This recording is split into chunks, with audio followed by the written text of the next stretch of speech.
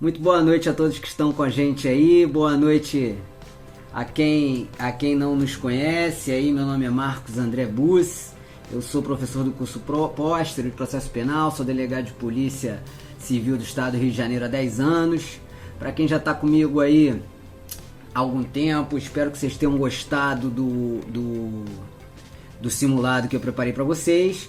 Peguei questões de concurso verdadeiras de outros estados, algumas do Rio de Janeiro, para a área policial, né? Todos para a área policial, aí no nível que a gente está pretendendo fazer, né? Para inspetor, para oficial de cartório, né? Algumas de nível médio também, algumas para delegado, uma ou outra que eu botei ali já para puxar um pouco mais, mas que eu tenho certeza que quem está acompanhando a aula aí já há algum tempo, já está comigo há algum tempo, não teve problema nenhum de fazer, de solucionar aí essas questões, né? Porque certamente nós tratamos delas todas com uma certa profundidade, algumas delas até a exaustão, durante as aulas, né? Então eu acho que aí a prova é uma prova real, né? Do nível de vocês, é a prova que vocês vão encontrar mais ou menos lá no momento lá, que estiverem prestando concurso.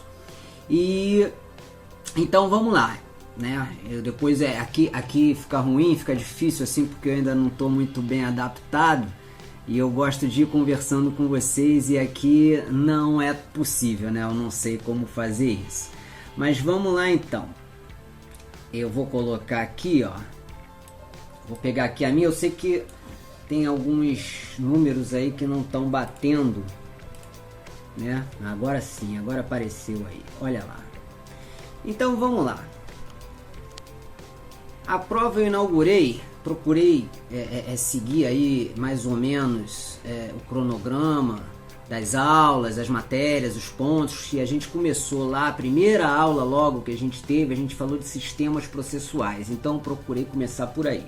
A primeira questão é assim, olha aqui, ó.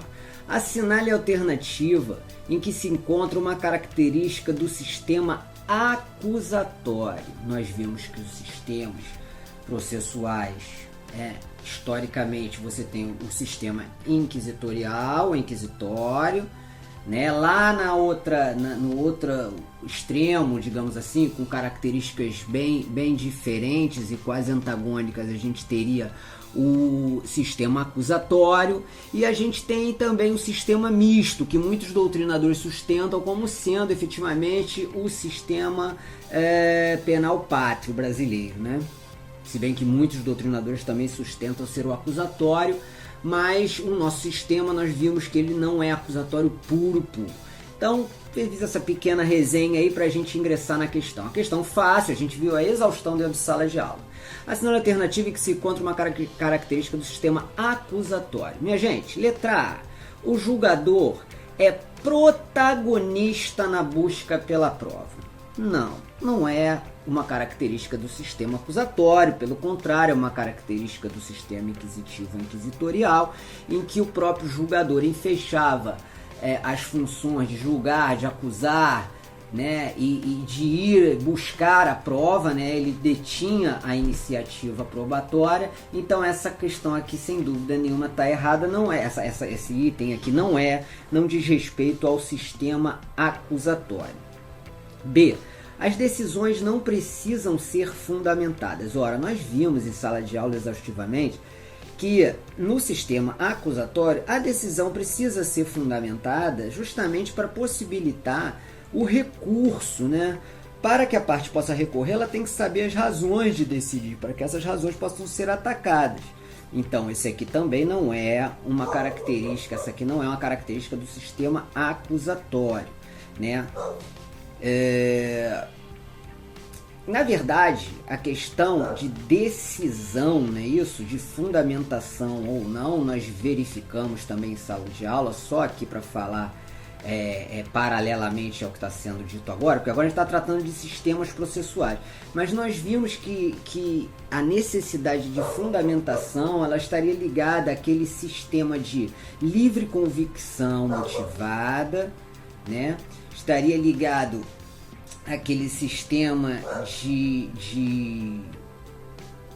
íntima convicção, né, que não precisa de fundamentação, que é o sistema ainda, que ainda há resquício no sistema hoje do júri. O júri não tem necessidade de fundamentar juridicamente suas decisões, né, ele julga por íntima convicção. E o nosso sistema é o da livre convicção motivada. Então o juiz, quando decide, ele tem que expor as razões de decidir, justamente para que a parte possa recorrer. E o sistema acusatório, ele é um sistema que privilegia a possibilidade de recurso, a possibilidade de revisão das decisões judiciais. Então essa aqui não. Letra C. A atividade probatória é atribuição natural das partes. Claro, quem tem que apresentar o acusatório. Opa, que eu saí daqui, não era para ter feito nada disso. Então, essa letra C aqui é a resposta correta, mas a gente lê as outras. As funções de acusar e de julgar são concentradas em uma pessoa. Não. Isso aqui é a característica do sistema inquisitivo inquisitorial, em que as funções de acusar e de julgar se concentravam na pessoa do juiz de direito, né? E as decisões são sempre sigilosas, pelo contrário, né? O sigilo é uma característica do sistema inquisitório ou inquisitorial, que, lembrando, ainda hoje vigora na fase pré-processual, né, na fase do inquérito policial. O inquérito policial é sigiloso. A autoridade assegurará o sigilo necessário às investigações. Nós falamos sobre isso, falamos das exceções, falamos da súmula vinculante, enfim. Mas essa questão aqui, então, o gabarito do número 1 é letra C. O que se relaciona ao sistema acusatório? A atividade probatória é a atribuição natural das partes. Eu vou fechar, eu peço licença de vocês um minutinho aqui para eu fechar minha janela aqui, porque tem um cão aqui que está latindo demais. Espera aí.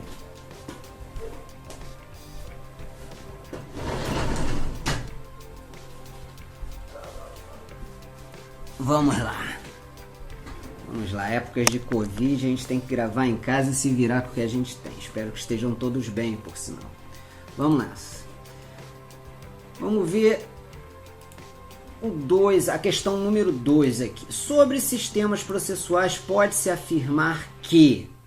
Vamos lá, de novo sistemas processuais. Como eu disse, eu procurei seguir aí a matéria da forma em que ela foi ensinada em sala de aula. Letra A. O acusatório prega respeito incondicional ao contraditório, certo? Tem que haver contraditório. A publicidade, certo? A imparcialidade, pedra de toque, a imparcialidade do julgador. A ampla defesa, bem como distribui a órgãos distintos as funções de acusar, defender e julgar. Sim, né? Essa aqui, em princípio, falando do acusatório, está correta. Vamos ver as outras. B. O inquisitivo fixa que o contraditório deve sempre ser observado. Por aqui eu já paro, né? Porque, na verdade, no sistema inquisitivo ou inquisitorial, né, nós não temos a presença do direito ao contraditório, né? É aquele sistema medieval em que a prova, a confissão era a rainha das provas, então a pessoa muitas vezes confessava sob tortura e essa confissão era válida, né? Não tinha muitas vezes sigiloso, o procedimento sigiloso, ela não tinha conhecimento sequer do que estava sendo acusado para poder se defender. Não é isso? Então essa aqui, a B, já está errada logo de cara. Inquisitivo fixa que o contraditório deve ser sempre observado? Não. Né? A, tá certo. O acusatório prega respeito incondicional ao contraditório, porque é íncito a ideia de processo penal acusatório, não é? O embate dialético das teses contrapostas. Para ver embate dialético de teses contrapostas, é preciso que as partes conheçam, né, os argumentos que estão sendo postos e que seja dada a elas a oportunidade de manifestação. Então a B está errada. C. Inquisitivo, adotado pelo Brasil, determina que basta o inquérito policial para julgar alguns crimes ou contravenções. Nunca. Isso aqui nunca vai acontecer, não é isso?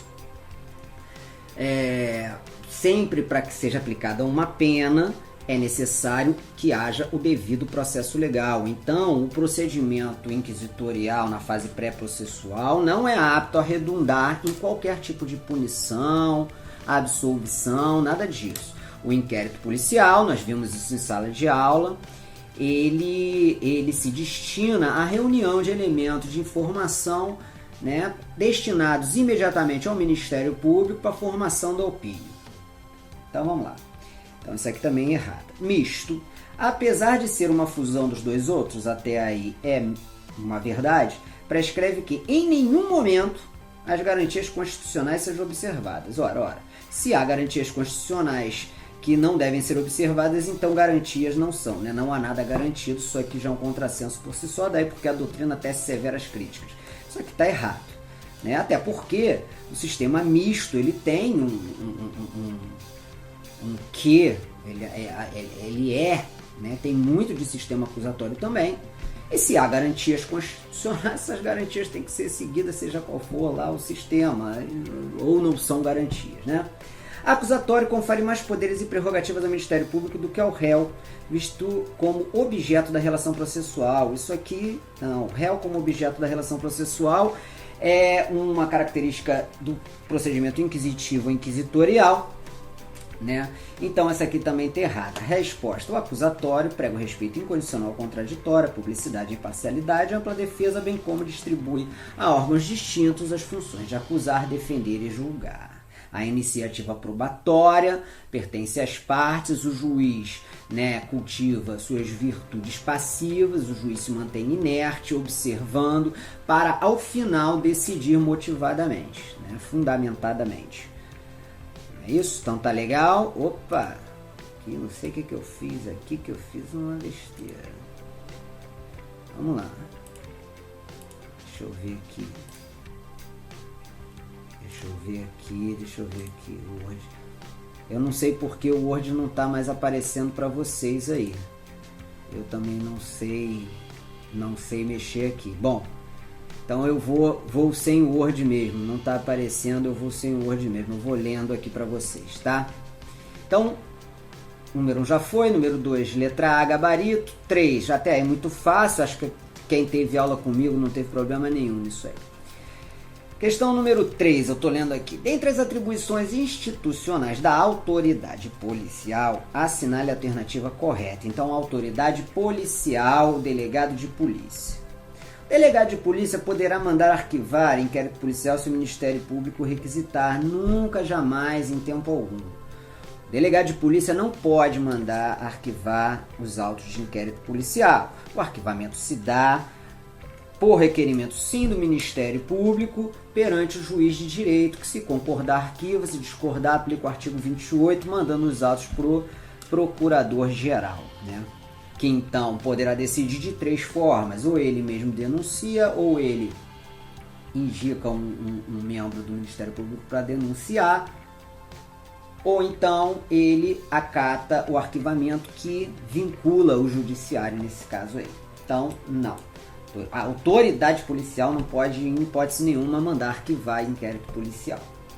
Agora, a autoridade policial poderá determinar que o escrivão de polícia rubrique todas as peças reduzidas a escrito ou datilografadas no inquérito policial. Minha gente, olha só, isso aí remete ao artigo 9º, o artigo 9º do CPP. Quem tiver com ele à mão aí, vai verificar o seguinte: o artigo 9º tem a seguinte redação, olha aqui. É bom saber isso, que o artigo 9º de vez em quando cai mesmo. Todas as peças do inquérito policial serão num só processado, reduzidas a escrito ou datilografadas e, neste caso, se datilografadas, rubricadas pela autoridade policial. Tá? Então, quem tem que rubricar, né, todas as peças do inquérito policial, naquela hipótese, é a autoridade policial, não é o escrivão de polícia. Ele não pode mandar isso porque não tem amparo legal, então A está errada, a B está errada. Se na prevenção e repressão, isso aqui foi falado bastante em sala de aula, tá? Vamos ver quem recorda aí. Na prevenção, a letra C é assim: na prevenção e repressão aos crimes de tráfico de pessoas, se necessário, a autoridade policial pode requisitar, mediante ordens judiciais, que empresas prestadoras de serviços de telecomunicações ou de telemática que disponibilizem os meios técnicos adequados que permitam a localização da vítima ou dos suspeitos do delito. Isso aqui está lá no Código de Processo Penal, tá? Olha aqui, onde é que tá isso lá no Código de Processo Penal? Ó, deixa eu lembrar aqui.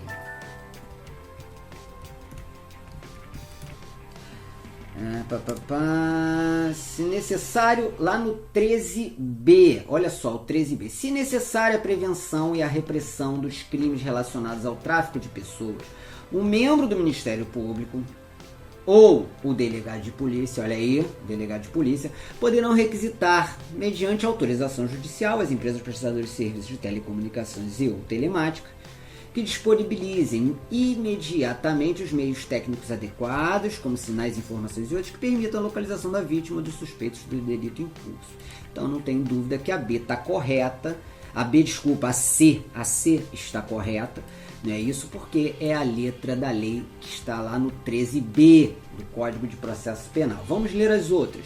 Vamos achar os erros aqui. Poderá requerer à autoridade judicial que proceda ao reconhecimento de pessoas e coisas, bem como proceder a cariações. Isso aqui está lá no artigo 6º do Código de Processo Penal. Isso aqui é uma atribuição que o delegado de polícia tem o dever de fazer o quê? De ofício, ex ofício, com base diretamente na lei, sem precisar requisitar absolutamente nada para a autoridade judicial. Então isso aqui está errado.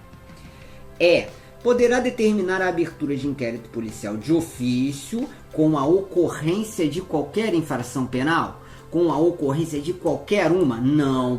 E o delegado de polícia só pode determinar a abertura de inquérito policial de ofício, ou seja, sem qualquer provocação, nas hipóteses em que a ação penal é pública incondicionada. Porque se houver condições, né, a instalação do inquérito, no caso de representação, requisição do Ministério da Justiça, do Ministro da Justiça, né, ou se a ação for privada, né, precisar então da notícia, né, e do requerimento do ofendido, a autoridade policial não pode instaurar o inquérito antes de preenchidas essas condições. Então, essa aqui também está errado, né? A resposta dessa aqui é a C, letra de lei falada em sala de aula. Se não soubesse a letra de lei, daria para ir muito tranquilamente por exclusão diante de tudo que foi falado e conversado em sala. Tá legal? Acho que até aqui a prova está bastante tranquila. A questão 4, eu sei que na prova de vocês, eu tive vendo lá na... Deixa eu dar uma olhada aqui. Eu vou até, já que não está aparecendo mesmo aqui, eu vou para a prova de vocês, para eu não errar o número, porque as questões foram renumeradas, né? Então deixa eu ir aqui, né? De acordo, vamos lá. 4. Questão 4. De acordo com a lei que dispõe sobre a investigação criminal conduzida por delegado de polícia, o indiciamento, olha aqui, indiciamento saiu errado aqui, né? São atos, desculpe. É ato privativo do delegado de polícia. Só o delegado de polícia indicia. A autoridade judiciária não pode requisitar, o Ministério Público não pode requisitar. O indiciamento é ato privativo do delegado de polícia, tá? Não depende de autorização judicial, não precisa da oitiva do Ministério Público, tá legal? O procedimento é sigiloso na fase do inquérito, então não precisa do princípio da publicidade, observar o princípio da publicidade, né? E não é dispensado no caso de crimes cuja pena seja inferior a 4 anos. Não. É indiciamento nesse caso. Então, muito simples isso aí, né? Vimos isso na sala, em sala de aula também. O indiciamento, fizemos inclusive até questões sobre isso. É ato privativo do delegado de polícia. Tá legal? Letra E. 5. Sobre o inquérito policial, é correto afirmar que aula de inquérito policial, falado exaustivamente a natureza do inquérito policial, tenho certeza que ninguém errou essa aí. É correto afirmar que o inquérito policial se trata de um procedimento administrativo dispensável e disponível. A autoridade policial pode dispor do inquérito policial. Ou seja, não quero mais investigar isso aqui, eu vou paralisar essa investigação para que ela não vá à frente, porque eu não quero. Não, a autoridade policial não pode dispor do inquérito policial. Uma vez instaurado o inquérito policial, o resultado prático disso aí vai ser o resultado, né, final de toda após a prática dos atos investigatórios pertinentes, vai ser a remessa para o Ministério Público, que então vai formar o opínio dele lá. Então a A está errada, porque o procedimento, o inquérito policial é indisponível. Falamos dessa indisponibilidade em salas de aula também. Oficialidade, tocada por impulso oficial, enfim. Uma vez arquivado, somente poderá ser desarquivado a requerimento do Ministério Público. Isso aqui, minha gente, é letra lá de lei, que é assim, ó. Depois de arquivado, de ordenado o arquivamento, artigo 18, né? Artigo 18. Depois de ordenado o arquivamento do inquérito pela autoridade judiciária, lógico, quem arquivou o inquérito, quem determina o arquivamento é a autoridade judiciária, o juiz. Por falta de base para a denúncia, a autoridade policial poderá proceder a novas pesquisas se de outras provas tiver notícia. Então, se a autoridade policial, mesmo arquivado o inquérito, tiver notícia, né, de novas provas sobre aquele fato ali, a autoridade policial pode proceder a novas pesquisas e aí representar pelo desarquivamento. Tá bom? Vamos lá. Cadê? De acordo com a lei após o número ser retornado. Cadê? Vamos lá, estava na B, né? Uma vez arquivado, somente poderá ser desarquivado a requerimento do Ministério Público ou representação da autoridade policial após novas pesquisas. C, então tá errado. Não haverá inquérito policial nos casos de ação penal privada. Errado.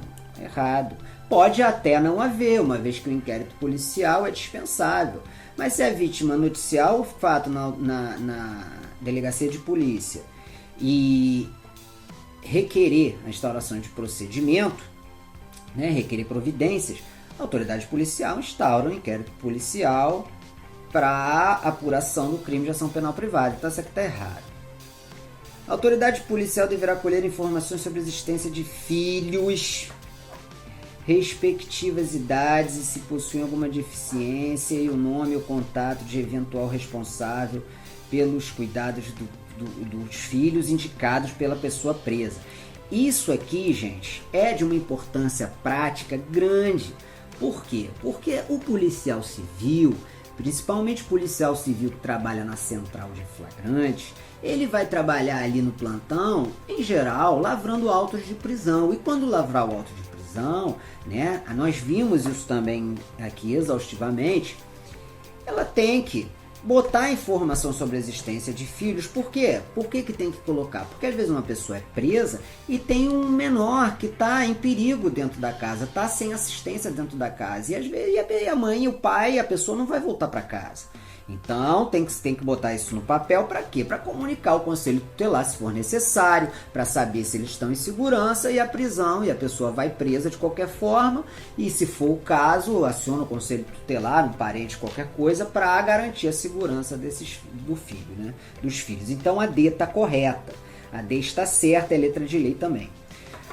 O prazo para o seu encerramento será de 5 dias quando o indiciado estiver preso. Não, será de 10 dias quando estiver preso e 30 dias quando o indiciado estiver solto. Não é isso? Ou quando não houver indiciado. Então essa aqui está errada, porque é uma questão objetiva aqui do prazo. Resposta, letra D. Então o número 5, questão número 5, letra D. Tá legal? Tranquilo, a gente falou bastante disso em sala de aula. Poxa, eu queria botar para vocês aqui a tela, mas eu não estou conseguindo botar a tela não. Vou tentar mais, ó. Não estou conseguindo não. Então, vai sem tela mesmo. Vamos lá. Questão número 6. Muito fácil essa questão número 6. Tenho certeza que todo mundo que estava aí no curso forte não teve qualquer problema de fazer essa questão número 6. Segundo o artigo 25 do Código de Processo Penal, a representação será irretratável depois de oferecida a denúncia. Com isso, o legislador quis afirmar que a autoridade policial não poderá representar pela decretação da prisão preventiva. No sense, tem nada a ver. É isso que ele está falando. O que ele quer dizer que a representação será irretratável depois de oferecida a denúncia? Ele quer dizer o seguinte: nos crimes de ação pública condicionada à representação, o inquérito policial não pode ser iniciado sem a formalização dessa representação. Mas digamos que então o ofendido, a vítima, represente. A autoridade policial instaura o inquérito policial, no final faz um relatório, o relatório vai para a mão do promotor de justiça e o promotor oferece a denúncia. Depois que o promotor ofereceu a denúncia, a parte, o interessado, a vítima ou o ofendido, não pode mais dizer que não quer prosseguir. Até esse momento ele pode falar, olha, eu representei, mas eu estou retratando da representação. E aí o inquérito é arquivado por falta de condição de procedibilidade. É mandado para o juiz, né, promotor, juiz e arquivamento. É assim que funciona. Tá? Então não tem nada a ver que a autoridade policial não poderá representar pela decretação da prisão preventiva, aí na questão 6, letra A. Letra B. Pedido a instauração de inquérito por parte da vítima, não poderá mais ser oferecida a representação. Não é bem isso. Pedido a instauração, ela não pode mais desistir do curso da ação após oferecida a denúncia. Não pode mais retratar da representação, desistir, querer interromper o andamento do processo, tá? Então tá errada a B também. A C. Após o Ministério Público oferecer a denúncia, a vítima não poderá desautorizar o Ministério Público a proceder com ação penal. É isso aqui.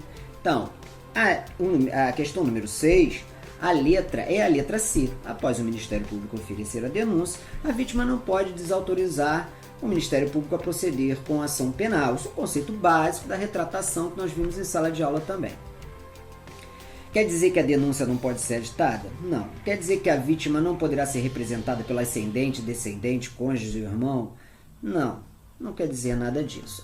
Então, é a questão número 6, letra C. Após o Ministério Público oferecer a denúncia, a vítima não poderá desautorizar o Ministério Público a proceder com a ação penal. Né? Letra C. Questão 7. Lá pra frente vai ficando um pouquinho mais quente o negócio, mas vamos lá. No que se refere à ação penal e suas espécies, assinale a alternativa correta. Fácil também, matéria dada, exaustivamente examinada no curso. Né? Então quem está comigo aí não vai ter problema em resolver isso aí. Letra A. A ação penal privada é exercida pelo ofendido mediante denúncia do Ministério Público? Não. A denúncia é o nome que se dá a um instrumento processual mediante o qual o Ministério Público imputa a alguém a prática de um crime e pede a condenação naqueles crimes em que a ação penal é pública. Porque se a ação penal for privada, o ofendido ele exerce de fato a ação penal, mas o nome do instrumento, né, da peça inicial dessa ação é queixa. Nós vimos isso. A queixa não é oferecida na delegacia, a queixa é oferecida em juízo pelo ofendido por seu advogado. Né? Precisa de um advogado para ingressar com uma queixa criminal. Então essa A está errada. Letra B. A ação penal pública condicionada é exercida pelo ofendido? A ação é pública, ela é exercida, se é pública, ela é exercida pelo Ministério Público. Já está errado. E independe de denúncia? Não. Se é pública condicionada, tem que ter a denúncia do Ministério Público precedida da representação do ofendido. Então está errada a B também. Letra C. Deixa eu só ver um negócio aqui, que eu estou na 7, né? É que depois vai numerar. Isso, 7A. É que tem aqui que tem 7A, 7B, 7C. Então 7A. Então, a ação penal privada é exercida pelo ofendido. Ok. Mediante requisição do Ministro da Justiça? Não. Requisição do Ministro da Justiça é a condição de procedibilidade da ação penal pública condicionada. Né? Nós vimos lá nos crimes contra a honra do Presidente da República, né? Crimes praticados no exterior contra brasileiro, não é isso? Então, nós vimos isso já também. D. A ação penal pública incondicionada, ação penal pública incondicionada, será promovida por denúncia do Ministério Público. Ok, mas dependerá, quando a lei o exigir, de requisição do Ministro da Justiça ou de representação do ofendido. Se é incondicionada, é incondicionada, né? Então só pode ser a E, que eu nem li, mas que eu vou ler agora. Nós vamos ler, né? A ação penal pública incondicionada será promovida por denúncia do Ministério Público. Isso é uma questão de concurso, gente. Muito simples, acho que não teve qualquer problema, acho que qualquer um de nós lá que já está nessa batida de curso já há algum tempo, se deparar lá na hora da prova com uma questão dessa, não vai ter qualquer dificuldade, vai rir pelos cotovelos, né? E vai fazer a prova com tranquilidade. Questão 7b. A propositura da ação penal pública incondicionada, através de denúncia do Ministério Público, depende de prévia instauração de inquérito policial para apuração da materialidade e autoria do delito? Não. Nós verificamos que o inquérito policial é dispensável se o Ministério Público já tiver as peças de informação necessárias para a deflagração da ação penal, né? Peças de informação estas que evidenciem ali que uma pessoa teria praticado um crime e a materialidade desse crime, a sua autoria direitinho. O Ministério Público não precisa de inquérito policial para oferecer a denúncia. É oferecida com base nas próprias peças de informação, que pode ter chegado às mãos do Ministério Público por outros meios que não o meio da Polícia Judiciária, né? Não por intermédio da Polícia Judiciária. O próprio ofendido pode ir lá e pode fornecer ao Ministério Público os documentos necessários à deflagração da ação penal. Então, a A está errada. A propositura de ação penal pública incondicionada pode ser feita com base em meras peças de informação, sem necessidade de prévia instauração do inquérito policial. Não tem qualquer problema, quem está comigo já sabe que isso aqui está certo, né? Mas vamos ler as outras. A resposta certa da questão 7b é letra B. Vamos ver as outras para a gente verificar como é que a questão vai vir. C. Só pode ser feita sem prévia instauração de inquérito se houver requisição do Ministro da Justiça, sem qualquer... não tem pertinência, né? Isso aqui é a ação pública condicionada à requisição do Ministério da Justiça, né? Que nada tem a ver, pode ser com ou sem instauração de inquérito. D. Só pode ser feita sem prévia instauração de inquérito se houver representação por escrito do ofendido. A ação penal pública incondicionada. Não tem nada a ver.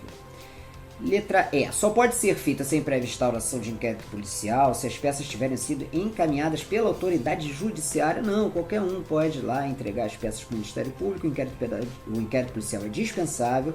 E a resposta certa é a letra B. Questão muito, muito fácil, né? Agora vamos lá, questão número 7, agora sim, falamos 7A, 7B e agora a questão número 7. O defensor público, olha, presta atenção aqui, defensor público que por atribuição institucional agir no interesse da vítima.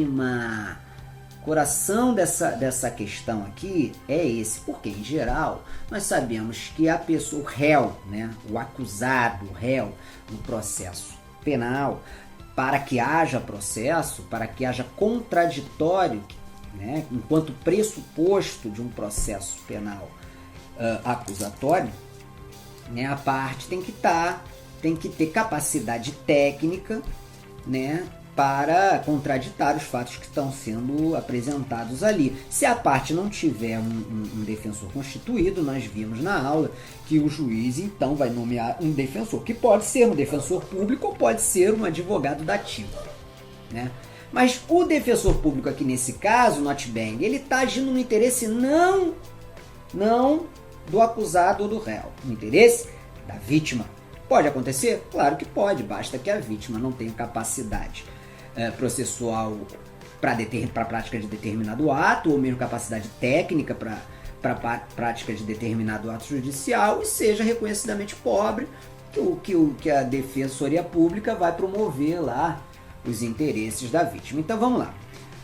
Defensor público, por atribuição institucional, agir no interesse da vítima após o representante do Ministério Público receber o auto de prisão em flagrante devidamente relatado e concluído e não oferecer a denúncia no prazo legal. O que a vítima pode fazer, minha gente, quando o Ministério Público Papa-mosca, quando o Ministério Público deixa o prazo do oferecimento da denúncia passar em albis. O que quer dizer passar em branco, em albis? Ou seja, ele deixa o prazo transcorrer e se queda inerte, não oferece a denúncia quando deveria oferecê-la. A vítima, o ofendido, pode oferecer, intentar ação penal privada subsidiária da pública. Nós vimos isso bastante, sabe? É isso que ele pode fazer e mais nada. Então, o defensor público nessa condição, o Ministério Público recebeu os autos e nada fez, não promoveu a ação penal. O que o defensor público pode fazer? Requerer o relaxamento da prisão em flagrante? Ora, vimos na aula de prisão que relaxamento está ligado a uma situação de ilegalidade. Digamos que a prisão não tenha sido ilegal, nada diz aqui na questão que a prisão foi ilegal. Uma prisão tida em princípio como legal, como só ia acontecer, é a regra, prisão em regra é legal. Até porque já passou pelo crivo de muitas análises, do policial, militar que estava ali, do policial civil que apreciou, de todas as partes envolvidas, do delegado de polícia. Então, requerer relaxamento de prisão só se houver uma situação de ilegalidade, abuso de poder. Requerer a liberdade provisória até pode, mas não tem... Por que ele vai requerer a liberdade provisória se ele está pela vítima? Não tem cabimento, C. Intentar ação penal privada subsidiária. Eu acho que essa aqui é muito simples, É a letra C e não tem qualquer discussão. Vamos ver as outras. Requerer a revogação da prisão preventiva. Ele está no interesse da vítima, meu Deus. Por que ele vai pedir para revogar a prisão preventiva? Deixa o cara guardado lá na tranca. Representar ao juiz de direito para designação de outro promotor de justiça. No sense. Então, a resposta C. Essa aqui, muito fácil. Questão de concurso, questão de prova. Não tirei da cartola, tá? Uma questão real de concurso para a área policial. É esse aí o nível aí. Questão número 8. A competência delimita o poder jurisdicional. Olha só como é que eu tô varrendo a matéria toda aqui com vocês, A competência, ela delimita o poder jurisdicional e será afirmada dentre outras formas.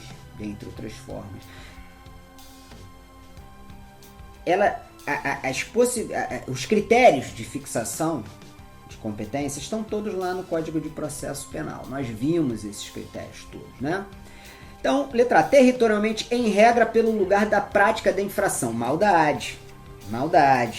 Por que é maldade? Porque territorialmente, em regra, pelo lugar da consumação da infração. Então, é pelo lugar onde a infração se consuma. Atirou no cara na comarca A, o cara morreu na comarca B. Em regra, é onde aconteceu o óbito, tá legal? Aonde se consumou o crime, tá?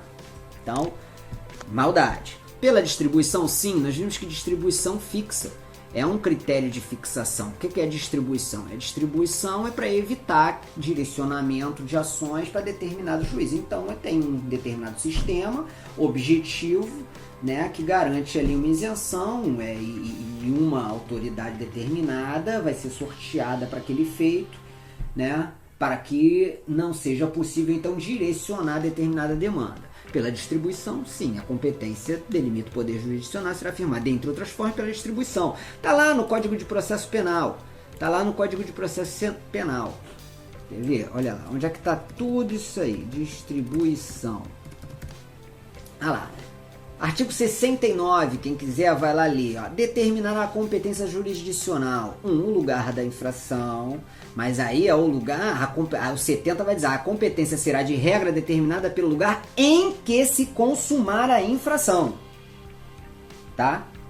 Por isso a A está errada. Artigo 70. A letra A está em desacordo com o artigo 70. Por quê? Territorialmente regra pelo lugar da infração? Não, pelo lugar em que se consumar a infração. Maldade. Então, lugar da infração, domicílio e residência do réu, natureza da infração, distribuição, conexão ou continência, prevenção, prerrogativa de função. Tá?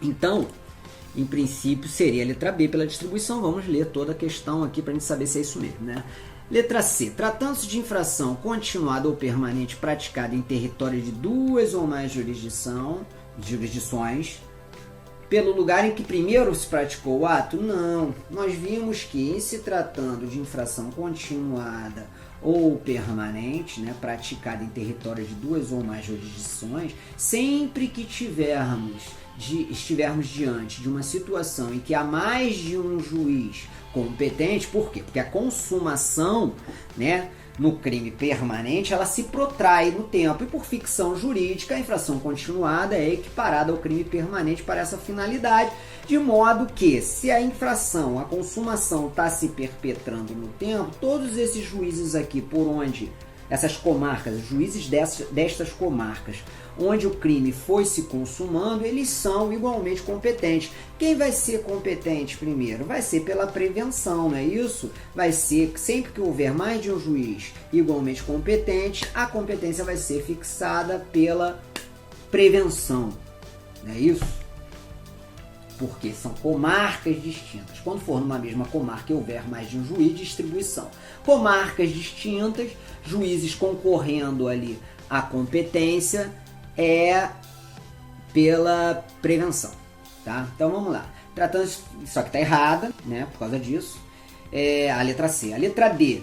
Nos casos de exclusiva ação privada, o querelante deverá promover ação no lugar em que a infração foi praticada? Não, ele tem aquela hipótese de fórum de eleição, né? Isso, domicílio do réu. Né? Isso, domicílio do réu. Então não é. Nos casos de ação penal privada, ele pode eleger lá o fórum do domicílio do réu. Não é o fórum do domicílio da vítima. Não é do domicílio da vítima, é do domicílio do réu, tá? Do acusado. Nos crimes praticados fora do território brasileiro, territorialmente pelo local em que o acusado ingressar no território brasileiro. Não. Isso aí é aquela regra que a gente já viu em sala de aula e que eu vou ver aqui com vocês. Salvo engano, deixa eu procurar aqui, artigo 80 e... deixa eu lembrar aqui. É só botar a capital aqui que vai aparecer, porque é a capital. 88, claro. No processo por crimes praticados fora do território brasileiro, será competente o juízo da capital do estado onde houver, por último, residido o acusado. Se este nunca tiver residido no Brasil, será competente o juízo da capital da República. Então, tratando de crime praticado fora do território nacional, você vai ter sempre o foro da capital. Agora, capital de onde? Ora, se o acusado já residiu no Brasil, vai ser a capital do estado onde ele houver, por último, residido. E se ele nunca tiver residido no Brasil, vai ser o juízo da capital da República, tá? E se ele já tiver residido, tiver por último mais de uma residência, aí nesse caso vai ali pela prevenção entre esses juízes que estão concorrendo pela competência em função do último local de residência do acusado, tá legal? Mas o importante é saber disso. Se ele residiu no Brasil, é a capital do estado, é o juízo da capital do estado onde ele residiu por último. Se nunca residiu, o juízo da capital da República. Então, nesse caso aqui, olha aqui, ó, tratando de infração, nos casos de exclusivação, nos casos praticados fora pelo local do acusado ingressar, está errado também. Resposta da letra do número 8, da questão número 8, é letra B, pela distribuição. Todas as demais estão erradas aí, conforme a gente acabou de ver, né? Número 9. É correto afirmar sobre o inquérito policial? Vamos lá. A notícia crimes deverá ser por escrito obrigatoriamente quando apresentada por qualquer pessoa do povo? Não, a notícia crime pode chegar ao conhecimento da autoridade policial por qualquer meio. A parte pode ir lá e noticiar pessoalmente, e aí vai ser reduzido escrito, mas ela pode mandar um áudio, ela pode mandar um vídeo para a autoridade policial. Qualquer meio idôneo, né, de chegar ao conhecimento da autoridade policial à prática do crime. E aí, né, hoje em dia, por exemplo, como é que é feito? Você tem um registro online, aquilo ali é uma notícia crime, diz que a pessoa vai pela internet e comunica a delegacia de polícia, aí o delegado aprecia e toma as providências cabíveis. Então a ata é errada. A representação do ofendido é condição indispensável para a abertura de inquérito policial para apurar a prática de crime de ação penal pública condicionada, tá certo? Se a ação penal é pública condicionada, a representação do ofendido é condição indispensável. No entanto, eu nem li as outras, eu estou aqui fazendo raciocínio que vocês vão fazer na prova. No entanto, a representação do ofendido é condição indispensável para a abertura de inquérito policial para apurar a prática de crime de ação penal pública condicionada. Lembrando que a gente tem também a ação penal pública condicionada, a requisição do ministro da Justiça. Então isso aqui pode até estar certo. Vamos na prova, o que a gente faz? Deixa guardado e vamos ler as outras. Porque eu sei que também tem a requisição do ministro da Justiça, né? Mas em princípio está certo. Letra C. O Ministério Público é parte legítima e universal para requerer a abertura de inquérito policial a fim de investigar a prática de crime de ação penal pública? Sim. Privada? Não. Privada? Não. Tá? O Ministério Público não pode requisitar a abertura de inquérito policial para investigar a prática de crime de ação penal privada. Por quê? Porque a instauração de inquérito, nesse caso, demanda requerimento do ofendido enquanto condição de procedibilidade. Então, a C certamente está errada, a A certamente está errada. A D, apenas o agressor, o suposto autor, poderá requerer à autoridade policial a abertura de investigação? Pô, se fosse assim, né, ninguém era investigado. Está errado.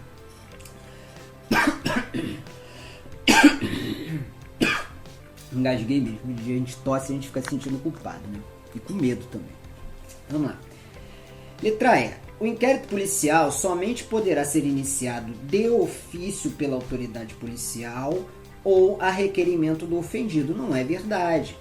Pode ser iniciado por requisição do juiz, por requisição do Ministério Público, por requisição do ministro da Justiça, enfim. Está errado essa aqui. A resposta mais coerente é a letra B, com aquela ressalva, mas que também não prejudica em nada, não anula a questão, nada disso. É a B, né? E é uma questão, a meu ver, muito simples também, tá? Então, questão número 9, gabarito letra B. A representação do ofendido é condição indispensável para a abertura de inquérito policial para apurar a prática de crime de ação penal pública condicionada à representação. Faltou só isso. Questão número 10. Sobre a competência no processo penal. Então vamos para a competência. A gente já está, né? A. Será determinada de regra pelo lugar do primeiro ato de execução criminosa. Artigo 70. Em regra, pelo lugar em que a infração se consumar. Então a A está errada. Letra B. O direito brasileiro desconhece a figura da competência pelo domicílio ou residência do réu, pois regula-se pelo lugar do crime. Até regula-se também pelo lugar do crime, mas nós vimos que na ação penal privada o ofendido pode optar por ingressar com a ação no fórum do domicílio do réu. Tá? Do réu, sempre do réu. Eles vão tentar derrubar vocês falando que é da vítima, mas é do réu. Então, essa aqui está errado também. Vamos lá. Letra C. A competência será determinada pela continência quando duas pessoas forem acusadas pelo mesmo crime. A competência será determinada pela continência quando duas pessoas forem acusadas pelo mesmo crime. Deixa essa aqui na manga, né? Porque eu quero ir lá na lei com vocês para vocês verificarem o que está lá na lei, porque sempre é bom a gente relembrar, não é isso? Que a competência, lá no 77, quem estiver acompanhando aí, a competência será determinada pela continência quando duas ou mais pessoas forem acusadas pela mesma infração. Então tá lá, 77, inciso 1. Agora vamos ler o inciso 2. Ou no caso de infração cometida, aí vai ser aqueles resultados, né, aberratio ictus, enfim, quando tem concurso de crimes que a pessoa não quis praticar. vai ser também pela continência, né? Queria acertar um, acertou dois, acertou outro, enfim, continência. Tá legal? Então, essa aqui tá certa, artigo 77, inciso 1 do Código Penal. Vamos ler as outras. Vamos ler as outras aqui. Vamos lá. Competência do processo correto será determinada em regra pelo lugar do primeiro. Não. O direito brasileiro desconhece figura. Não. A competência é determinada com continência. Ok? Quando duas pessoas forem acusadas pelo mesmo crime. Letra D. Apenas crimes dolosos contra a vida podem ser julgados pelo tribunal do júri? Não. E os conexos? Os conexos. Aquilo que for sempre que houver conexão com crime doloso contra a vida, né? Consumado ou tentado, a visa atrativa do júri. Nós vimos isso, né? na aula sobre conexão e continência. Então, os conexos também vão para o júri. Tá? Letra E. Se na mesma circunscrição judiciária houver mais de um juiz igualmente competente para determinado crime, prevalece o critério da antiguidade na carreira? Não. Antiguidade é posto, mas aqui esse jargão não vale, não. Por que que não vale? Porque não é dado a nenhuma das partes direcionar, né? E esse critério aqui até poderia ser utilizado, mas ele simplesmente não foi erigido como critério de fixação em lei, de modo que a resposta correta é a letra C, que se subsume com muita tranquilidade ao artigo 77, inciso 1 do Código de Processo Penal. Tá? Questão número 10, o gabarito é letra C. Questão número 11. Sobre jurisdição e competência, assinale a alternativa integralmente de acordo com o que prescreve o Código de Processo Penal. Então vamos ver o que está lá no Código de Processo Penal. Se a gente na hora da prova não sabe a letra da lei, que em geral a gente não sabe a letra certinha ali da lei, a gente vai pelo que a gente aprendeu. Não pode ter nada tão diferente assim do que a gente viu em sala de aula, não é verdade? Então, olha aqui, ó, com o que prescreve o Código de Processo Penal. Letra A.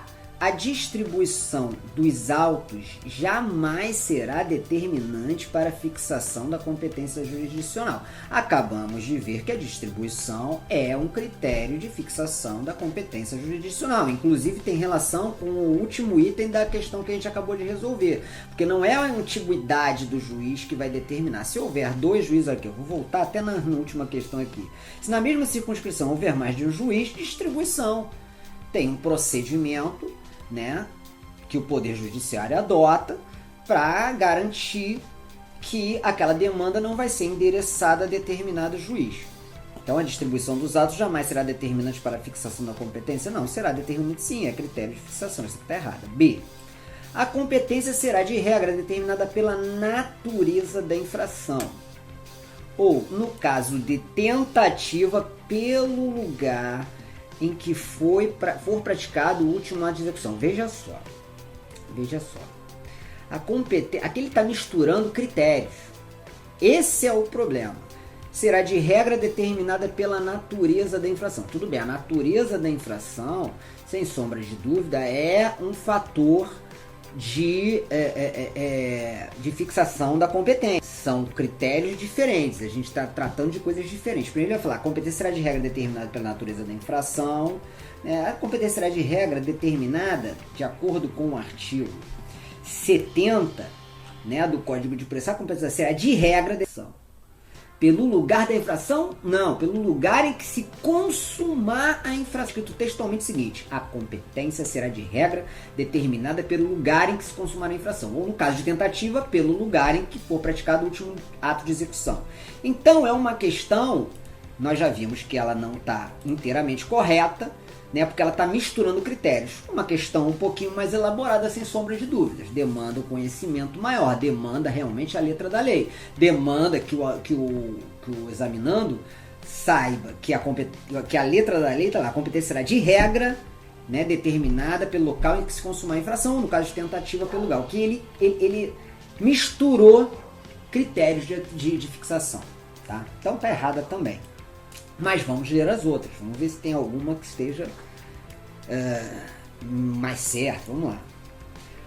Compete ao Tribunal do Júri o julgamento de todos os crimes contra a vida previstos no Código Penal consumados ou tentados. Compete ao Tribunal do Júri o julgamento de todos os crimes contra a vida previstos no Código Penal consumados ou tentados. Cuidado, porque tem crimes que resultam em morte que não são crimes contra a vida. O latrocínio é um crime patrimonial. Ah, mas matou a vítima enquanto roubava. Praticou lá uma conduta descrita no artigo 157, parágrafo 3º do Código Penal. Vai para o júri? Não. Por que não? Patrimonial. Assim como pode ter resultado morte no estupro, embora não seja, não tenha a mesma natureza, mas pode acontecer a morte em diversos crimes. Pode acontecer a morte na lesão corporal, que não é um crime contra a vida. Tá? Então, essa questão aqui, em princípio, está bem certa. Compete ao Tribunal do Júri o julgamento de todos os crimes contra a vida previstos no Código Penal consumados ou tentados. Os crimes contra a vida, né? Então, letra D. Não sendo conhecido o lugar da infração. Não sei onde a infração for praticada. A competência regular-se-á pela prerrogativa de função? Não tem nada a ver, são critérios diferentes. Não sendo conhecido o lugar da infração, é o juiz, em regra, que primeiro tomar conhecimento da infração, não sabe onde praticou, não tem de onde começar, não é aquele visa ou que o local da infração é conhecido, mas é incerto o limite territorial, nada disso. Ele não se sabe onde a infração foi praticada. Juiz primeiro tomar conhecimento do feito. Então a D está errada, muito errada. E a E, tratando-se de infração continuada ou permanente, praticada em territórios de 2 ou mais jurisdições. Então olha só, tratando-se de infração continuada ou permanente praticada em territórios de 2 ou mais jurisdições, a competência firmar-se-á pela prevenção. Tratando-se de infração continuada ou permanente praticada em 2 ou mais jurisdições, firma pela prevenção. Essa aqui está certa. Agora, o que está errado aqui? Compete ao Tribunal do Júri o julgamento de todos os crimes contra a vida previstos no Código Penal consumados ou tentados. Então tá. Essa correção aqui eu vou ter que ficar devendo a vocês aí, que por acaso eu perdi também aqui o gabarito. Tribunal do Júri o julgamento dos crimes... Não! Ô Marcos, ô meu Deus, ô gente, ó dia, ó hora, todos os crimes dolosos contra a vida. Pô, tá lá na Constituição, meu Deus do céu. Todos os crimes dolosos contra a vida consumados ou tentados. Pô, que pegadinha, né? Tá aqui. Até eu dei uma titubeada agora. Compete ao Tribunal do Júri o julgamento de todos os crimes contra a vida, mas não os crimes culposos. Por exemplo, praticou um homicídio culposo, que está lá no 121 terceiro, né? 121 terceiro lá do Código Penal. O crime culposo não vai para o júri, não é isso? Então é crime contra a vida? Mas é culposo, não vai para o júri. Tratando-se de infração penal continuada ou permanente, praticada em território de 2 ou mais jurisdições, a competência firmar-se-á pela prevenção. É letra E, sem sombra de dúvida nenhuma. É assim que se faz a questão da prova, tá? É assim que é o raciocínio que vocês têm que ter na hora da prova. Porque na hora da prova, vocês vão eliminando, tem questões aqui que são, tem itens aqui que são claramente errados, e você geralmente vai ficar entre 1, 2, né? E aí você vai ter que analisar. Analisou, já viu aqui onde é que está o erro. Gabarito, questão 11. Letra E, tratando-se de infração continuada ou permanente, porque isso não tem dúvida. Vai ser, se você está sabendo, o que acontece quando a gente vai estudando mais e mais e mais?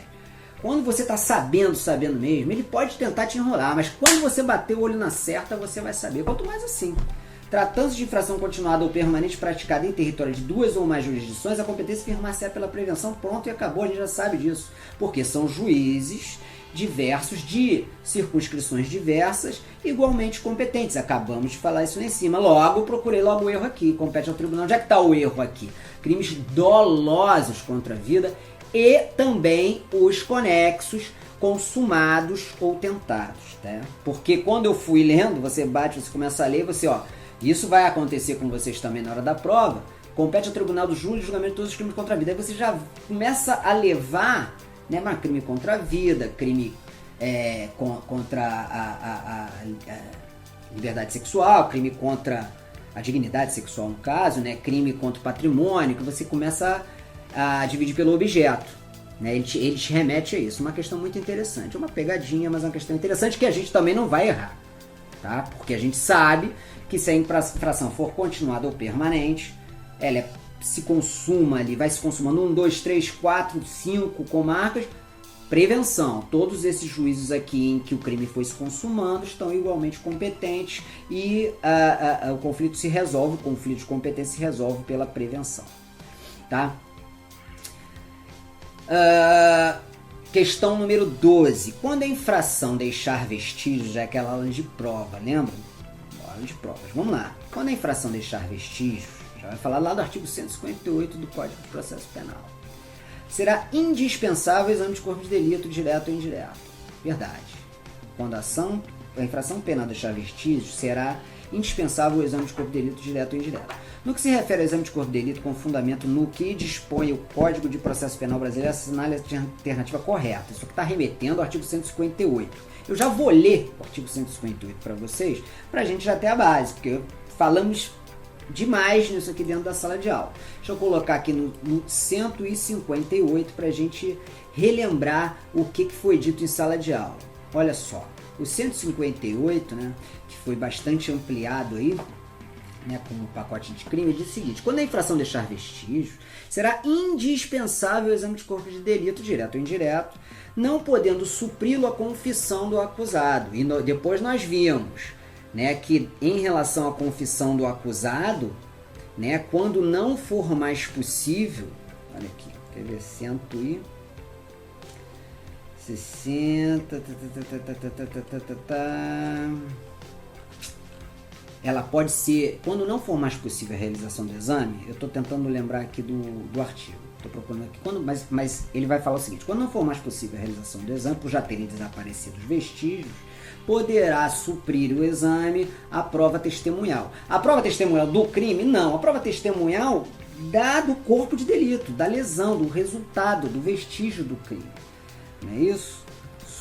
Suprir, olha aqui, ó. Quando a infração não poder supri-lo, não sendo possível, 167. Não sendo possível o exame de corpo de delito por haverem desaparecido os vestígios, a prova testemunhal poderá suprir-lhe a falta. É o que a gente necessita saber aqui, creio eu, para resolver essa questão. Então vamos lá. Olha aqui. Quando a infração deixar vestígios, será indispensável. Vamos lá. Letra A. O exame de corpo de delito será feito em qualquer dia, sempre em horário noturno, diurno, sempre horário diurno. Quer dizer, o cara chegou na delegacia, marido bateu na mulher, tá lá a mulher toda arrebentada, olha, não vai dar para fazer o flagrante porque eu não tenho como fazer o exame de corpo de delito agora e porque não tá no horário diurno. Qualquer hora do dia, em qualquer hora. Né? Onde é que tá isso aqui, ó? O exame de corpo de delito? Tudo tá lá no Código Penal, tá? Mas eu gosto de ver com vocês para fundamentar o que eu tô falando. Olha aqui. 58. Tudo aqui é o 58. Isso aqui vai correr ó, dar-se-á prioridade de realização do exame de corpo de delito quando se tratar de crime que envolva violência contra a mulher, violência contra a criança, adolescente, idoso. Não é isso? Olha só. Tem uma aqui que fala da hora também. Bom, não importa, mas não é. Qualquer hora. Fica lá aberto lá o IML e o CCE também, tá com a equipe na rua aí para fazer exame, mas corpo de delito, né, em geral, IML. Tá lá sempre hora de diurno, tá errado. Qualquer hora. Não é necessário que o exame de corpo de delito seja realizado por perito oficial portador de diploma de curso superior, bastando que se trate de pessoa com ampla expertise e experiência na área. Não é bem assim. É necessário. Na falta, pode ser suprido. Onde é que está isso aqui? Ó? Quer ver? Vou dizer para vocês aqui. Ó. Pô, que eu saí aqui do artigo, já estava tudo lá. Aí vem aqui para a cadeia de custódia, papapá. Deixa eu mostrar para vocês aqui. Tá. delito e outros peritos serão realizados por perito oficial, portador de diploma de curso superior. Onde é que está isso? No artigo 159. Na falta de perito oficial, o exame será realizado por 2 pessoas idôneas. Então, vamos lá, já falamos isso em sala de aula, mas vamos rememorar. O exame de corpo de delito e outras perícias serão realizados por perito oficial, portador de diploma de curso superior. Na falta do perito oficial, subsidiariamente, né, o exame será realizado por 2 pessoas idôneas portadoras de diploma de curso superior, preferencialmente na área específica, preferencialmente, mas não é obrigatório, dentre as que tiverem habilitação técnica relacionada, tá? E por aí vai. Então, olha aqui, como é que tá essa aqui?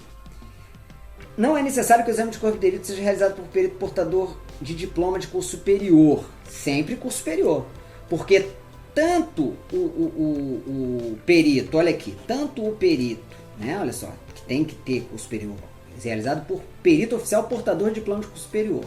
Na falta, por 2 pessoas idôneas portadoras de diploma de curso superior, preferencialmente na área específica, né? Então tem que ter sim diploma de curso superior. Eu perdi aqui. Letra C. A realização de exame de corpo de delito terá prioridade de realização quando se tratar de crime que envolva violência doméstica e familiar. Essa questão eu achei ela assim, eles tentaram complicar muito, né? Mas a gente falou bastante disso, a gente passou o código todo aí na área, na aula. E assim, é logo no 158, logo ali na frente já está dizendo que o crime, quando envolver, né, violência doméstica e familiar, né, contra a mulher, ou violência contra criança, adolescente, idoso ou pessoa com deficiência, tem prioridade. Então, idoso, criança, adolescente, pessoa com deficiência ou mulher em situação de violência doméstica tem preferência. Então, me parece que essa questão aqui, apesar deles tentarem complicar um pouco, eu não vejo muito problema, porque a realização de exames de corpo dele terá prioridade de realização quando se tratar de crime que envolve violência doméstica e familiar. Isso aí a gente falou bastante. Violência doméstica e familiar contra a mulher. Violência doméstica e familiar contra a mulher. Por que eu estou falando isso? Porque concurso é isso aqui. Eu estou fazendo a prova com vocês aqui. A gente tem que ler as outras e tem que saber o que está mais certo. Porque a realização de exame de corpo de delito terá prioridade quando se tratar de crime que envolva violência doméstica e familiar contra a mulher. Mas, em princípio, estou dando credibilidade a essa aqui, mais certa que as outras. Porque precisa de diploma, então a B está errado, não é isso? E qualquer dia, qualquer hora. Pode ser realizado. Letra D. O juiz ou autoridade policial negará o exame de corpo de delito requerido pelas partes quando não for necessário ao esclarecimento da verdade.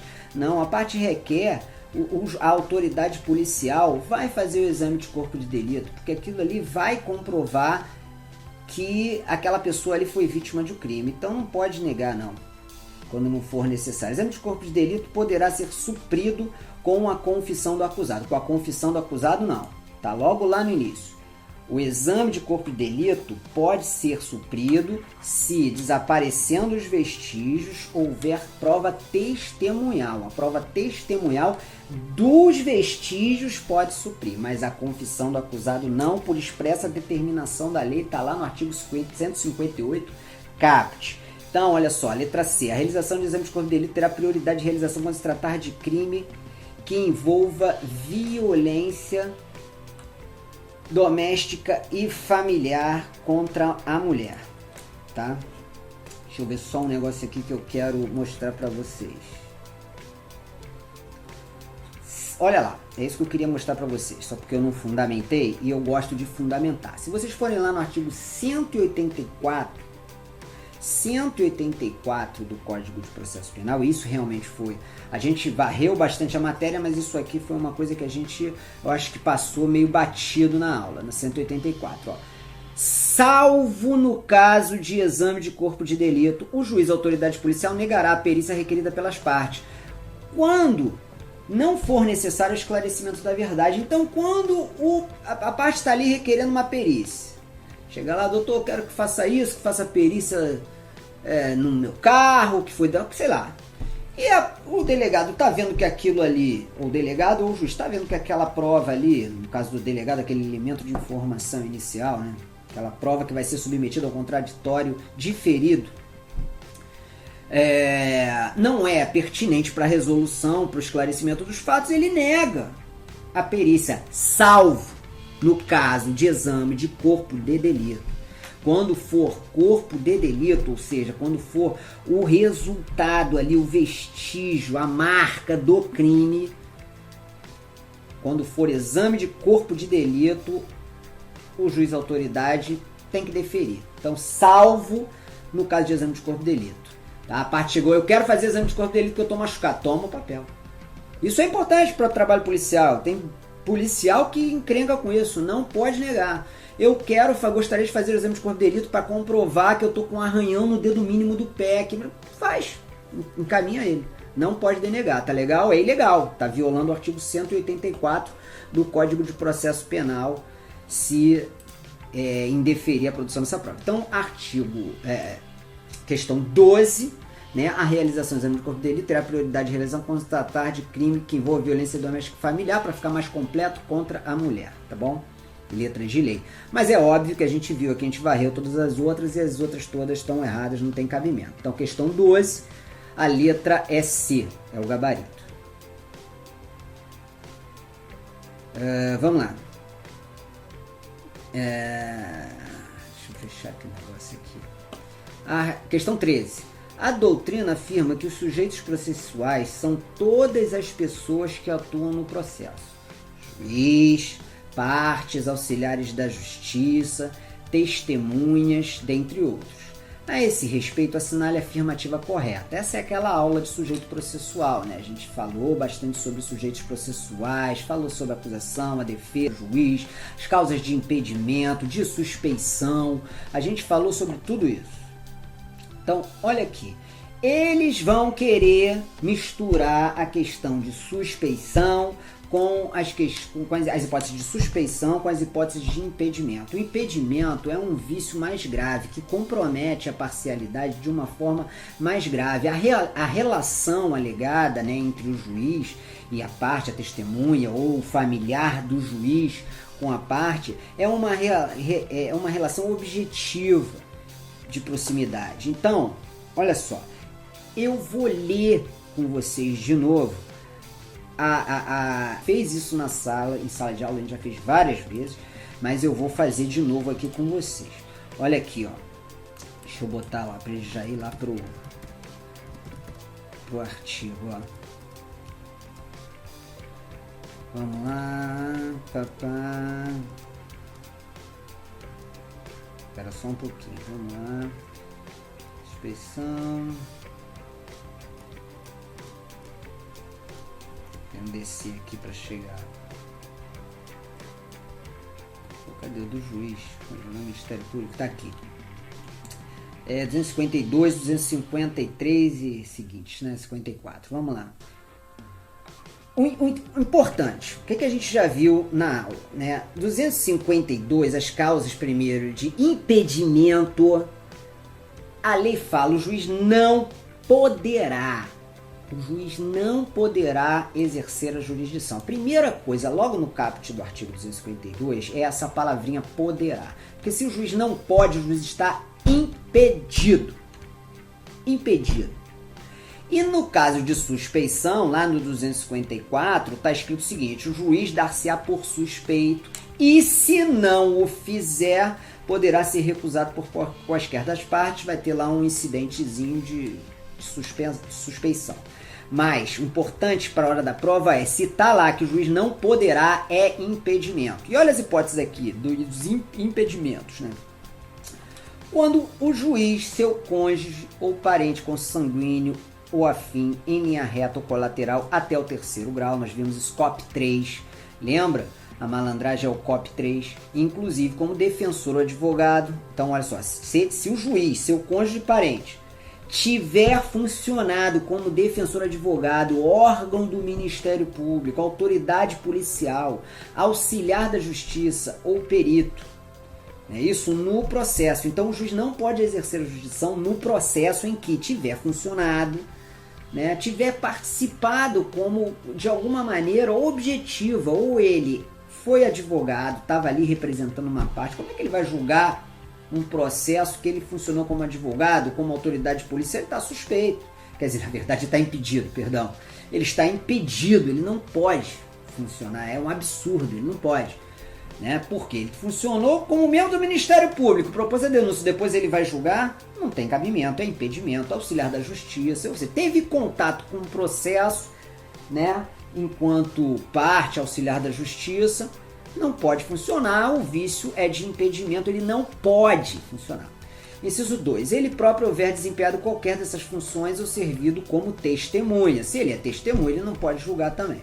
Tiver funcionado como juiz de outra instância, pronunciando-se de fato de direito sobre a questão. Ele se pronunciou, exarou uma sentença no primeiro grau, depois foi alçado ao cargo de desembargador e pegou de novo o processo. Ele não pode julgar, poxa, porque ele já julgou. Aquilo tem que ser reexaminado por pessoa diversa, imparcial. Ele já tenha formado a opinião dele a respeito daquele fato ali, né? Ou que ele próprio, seu cônjuge ou parente consanguíneo ou afim, linha reta, colateral até terceiro grau, inclusive for parte diretamente interessada no feito. Então, se ele, ou COP 3, né? Parente, consanguíneo, afim, linha reta, colateral até terceiro grau, inclusive for parte diretamente interessada, ele está impedido. Agora vamos ver a suspeição. A suspeição é um vício mais leve, que se não for alegada, pode transitar em julgado, inclusive depois não pode ser mais rediscutido, né? Então o juiz dá-se-á por suspeito, se não fizer, poderá ser recusado por qualquer das partes. Aqui, né, a compreensão acerca da parcialidade do juiz é algo mais subjetivo. É mais subjetivo. Ó. Se for amigo íntimo ou inimigo capital de qualquer deles. O que é amigo íntimo ou inimigo capital?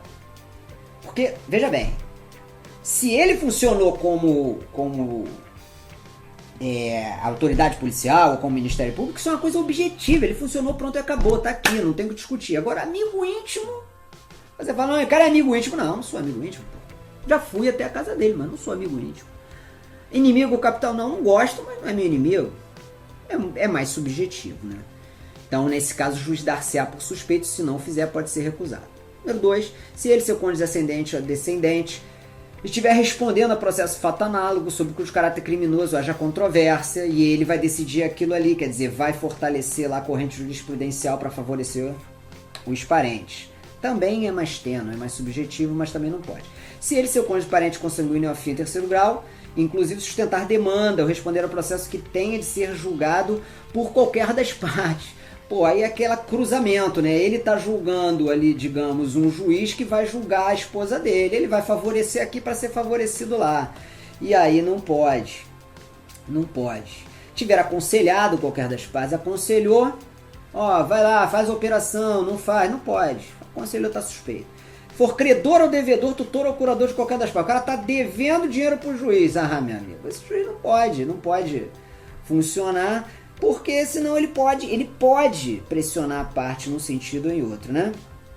For sócio, acionista, administrador, sociedade interessada no processo. Eu li com vocês aqui porque eu acho que sempre é bom a gente visitar esse artigo aqui pra gente não errar a questão, tá legal? O importante é saber, eles vão querer misturar as hipóteses aqui. Tá? Nós vimos isso e tem outras questões aqui que nós vamos ver também em relação a isso. Então vamos lá, a doutrina fundamental. O juiz dá-se-á por suspeito se ele próprio, seu cônjuge ou parente consanguíneo ou afim, linha reta ou colateral até o terceiro grau, inclusive, for parte diretamente interessada no feito.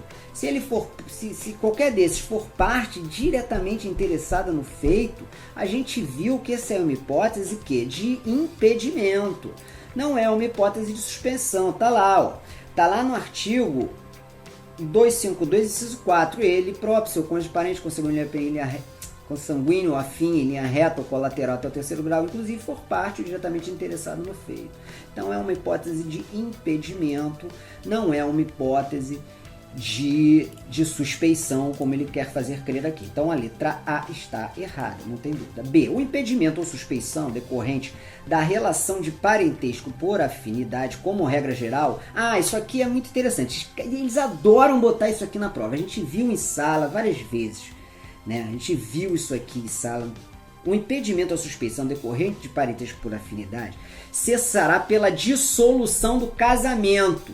O vínculo de afinidade, né? Qual o vínculo? Você tem um vínculo consanguíneo, sangue do mesmo sangue, e você tem um vínculo de afinidade. Casou porque tem afinidade com aquela pessoa, formou um vínculo de afinidade. Esse vínculo cessa pela dissolução do casamento que tiver lhe dado causa. Então, se o casamento cessou, o cônjuge, em regra, não é mais tido como afim para as finalidades aqui de suspeição e impedimento. Nós vimos isso. Salvo sobrevindo descendentes. Então, tiveram filhos, pode separar que vai continuar sendo suspeito.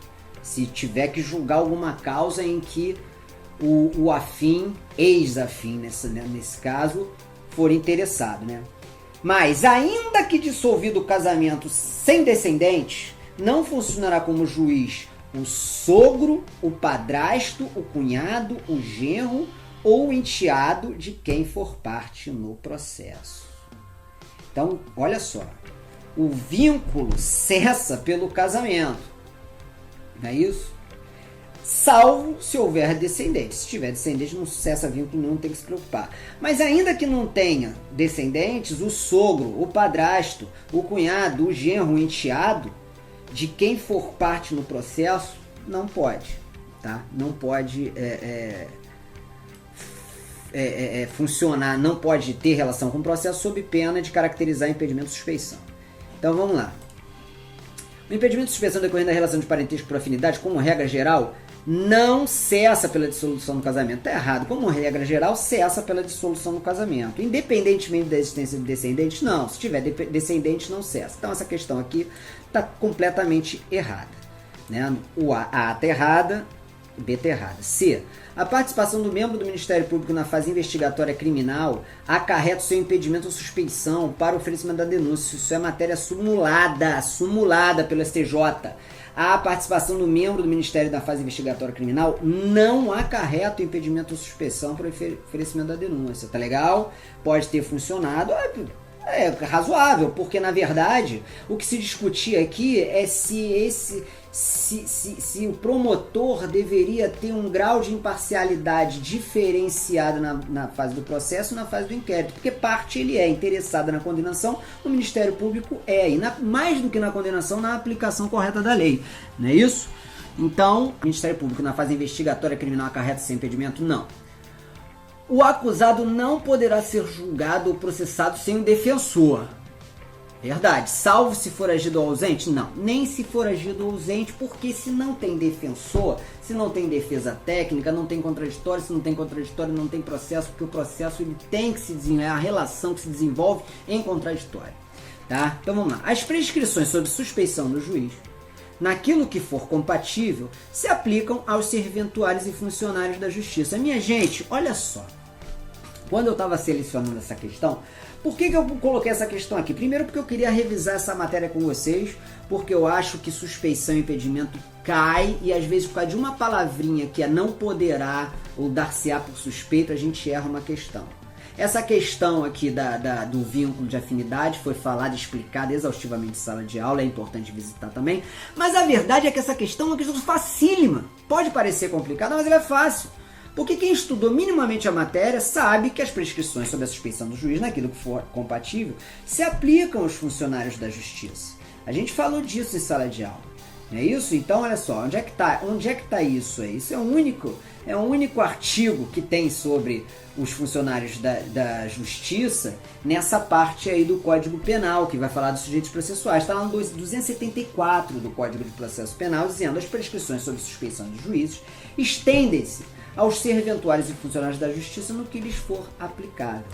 Tá? Então, questão número 13, a resposta é a letra E.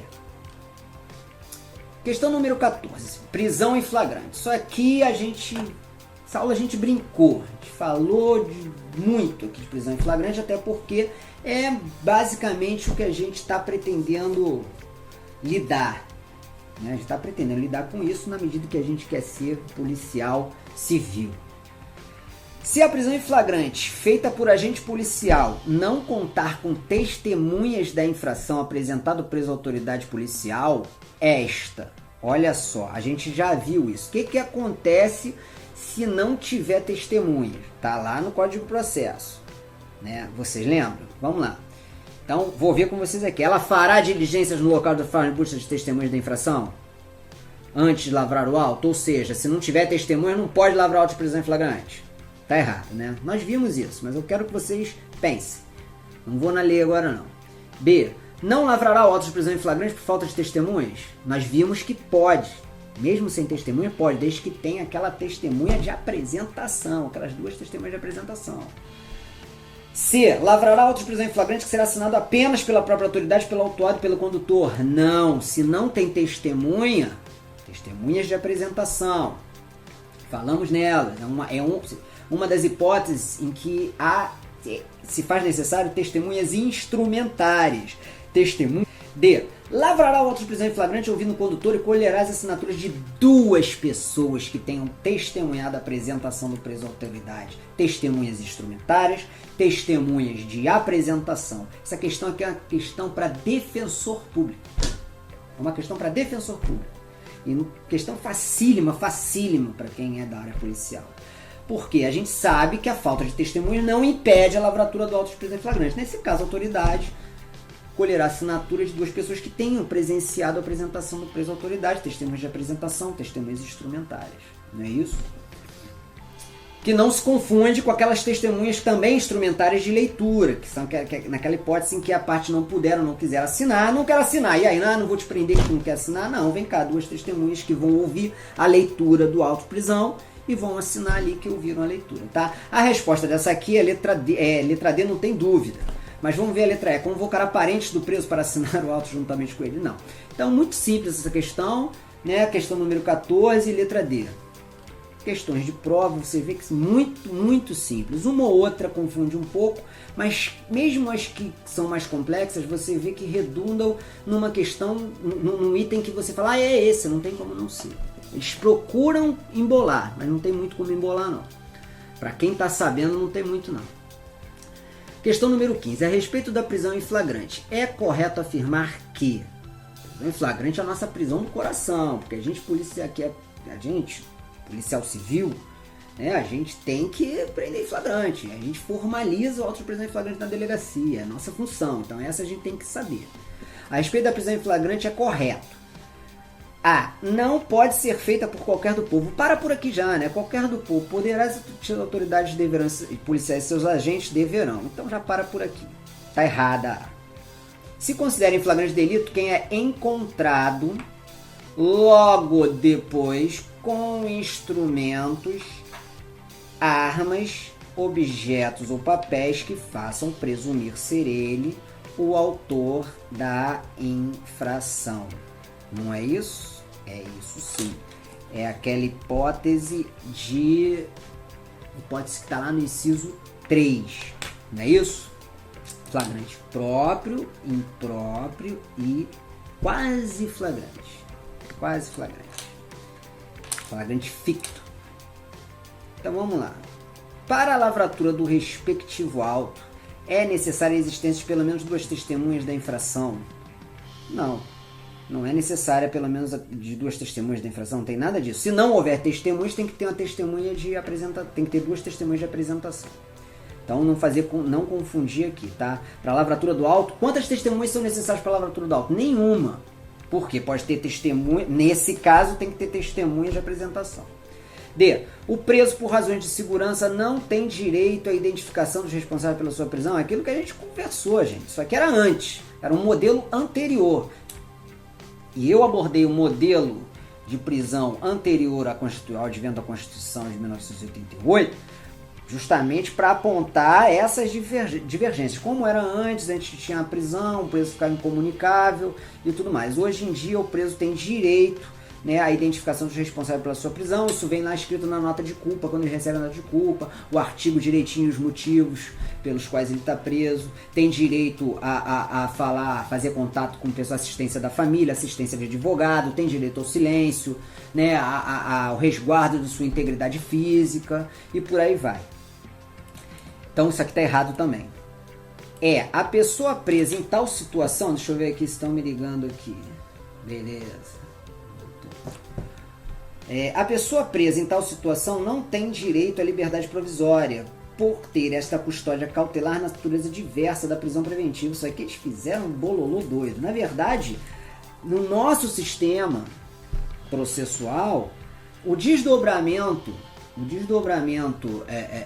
natural de uma prisão em flagrante é a liberdade provisória. Excepcionalmente, a prisão em flagrante deve ser convertida em prisão preventiva, né? Por que excepcionalmente? Não é porque eu sou bonzinho, não. É porque a decretação de prisão, a restrição da liberdade das pessoas é a exceção no nosso sistema. Então, foi preso em flagrante. Como o Estado não pode aplicar a pena antes de transitada em julgada a sentença penal condenatória por determinação constitucional, enquanto garantia, né, direito fundamental do preso e do condenado, né? Não pode ser apenado, tratado como culpado antes de sentença penal condenatória. Como a pessoa foi presa em flagrante e não pode receber a pena a partir daquele momento, e o processo se desenrola no tempo, ou seja, tem um íntere, né, até se resolver, até existir uma eventual sentença condenatória transitada, a regra é que aquela pessoa seja colocada em liberdade provisória, liberdade mais vigiada, fica ali com um vínculo ali, cheio de restrições, mas a regra é essa. Então não tem nada a ver, essa questão é que, sem sombra de dúvida, se considera em flagrante delito quem é encontrado logo depois com instrumentos, armas, objetos, papéis, que faz presumir ser autor de infração, artigo 302, inciso 3 do Código de Processo Penal, tá? Questão número 15, resposta letra B. 16. Segundo a lei processual penal, são consideradas espécies de prisão em flagrante. Olha só, cuidado com isso, porque eu falei demais com vocês sobre isso. As espécies são aquelas espécies próprio, impróprio, não é isso? Presumido. Quando a gente fala em flagrante preparado,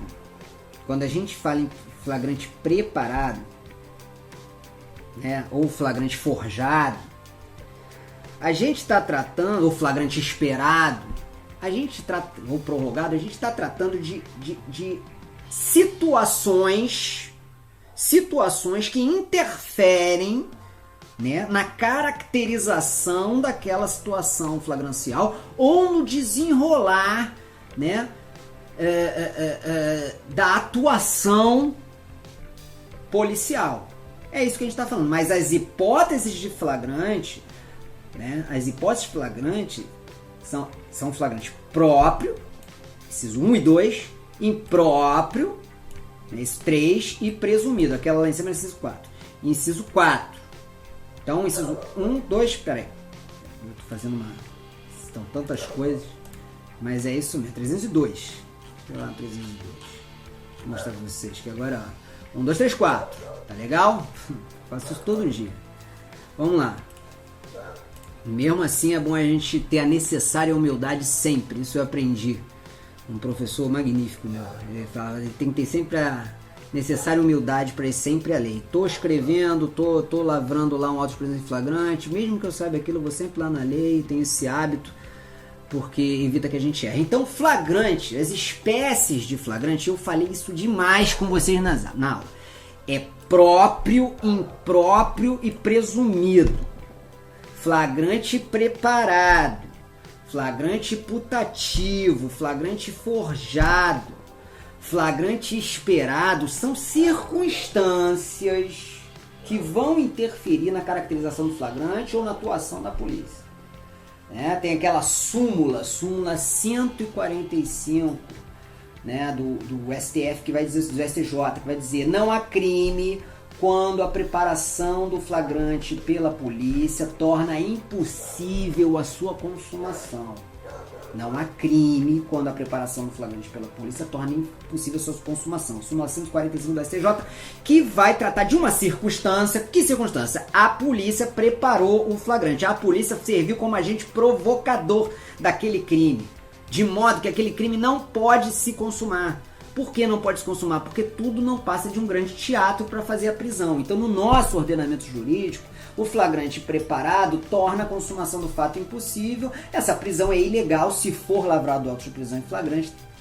Deve acontecer o relaxamento da prisão e o preso então restitui a liberdade plena pela ilegalidade da sua prisão. Mas é espécie de prisão em flagrante? Não. Por isso eu quis botar essa questão aí, para vocês saberem que flagrante forjado é o policial que inventa, joga uma arma no teu carro, joga uma droga, diz que a droga estava com você, sem tá forjando.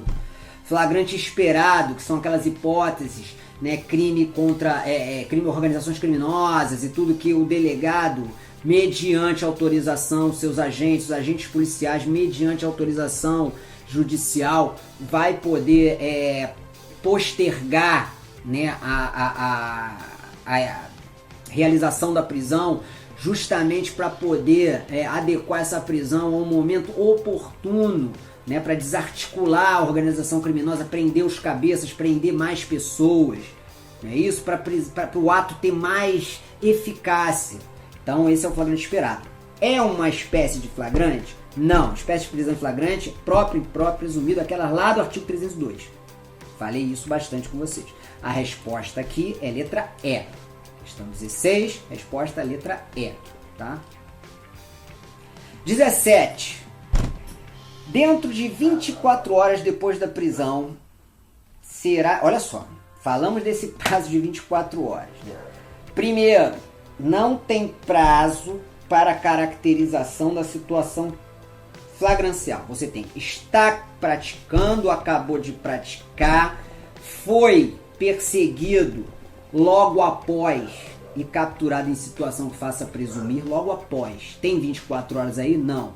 Ou foi encontrado logo depois com instrumentos, armas, objetos que façam presumir. Esse caso aí não tem nada de 24 horas. Mas, apresentado o preso para a autoridade policial, a autoridade policial tem 24 horas para formalizar aquele flagrante e comunicar. Essa é a questão. Então não tem nada a ver com a caracterização do flagrante, falamos disso exaustivamente em sala de aula, mas apresentado o prazo de formalização é de 24 horas. Então dentro dessas 24 horas, os policiais civis, a autoridade policial tem que ultimar, tem que terminar o auto de prisão em flagrante e comunicar. Qual o prazo para comunicar? É imediatamente. Por que é imediatamente? Porque está na Constituição. Né? A prisão de qualquer pessoa em lugar onde se encontra serão imediatamente comunicadas ao juiz competente. Imediatamente dentro do prazo de 24 horas. Terminou na primeira hora. Quando tem que comunicar, de acordo com a lei? Imediatamente. Terminou em 3 horas o flagrante. Na quarta hora tem que estar comunicado ao juiz. É imediatamente. Dentro das 24 horas para fazer, para formalizar o flagrante. Então vamos lá, dentro de 24 horas depois da prisão será encaminhado ao juiz competente o auto de prisão em flagrante acompanhado de todas as oitivas colhidas, claro. E caso o autuado não informe o nome do advogado, não precisa nem ler. O cara tá sem advogado, cópia integral para letra A, Defensoria Pública. Gente, é claro que é.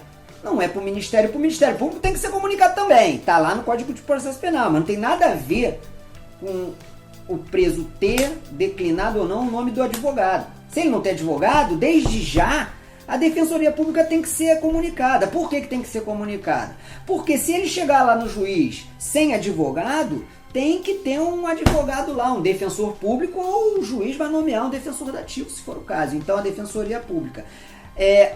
Questão número 17, a resposta é a letra A, Defensoria Pública, tá legal? O Ministério Público, ele vai ser comunicado. A Procuradoria-Geral do Estado tem nada a ver. A Procuradoria-Geral do Estado é o advogado do Estado, né? O Estado em juízo, né? Para as causas cíveis, administrativas, enfim. A Ordem dos Advogados do Brasil, não, a Defensoria Pública, é isso que o CPP fala, tá bom? E aqui no artigo, na questão número 18, diante da ocorrência de uma infração penal, então olha só para a 17 é a letra A, tá? 18, diante da ocorrência de uma infração de menor potencial ofensivo. Quais são as infrações de menor potencial ofensivo?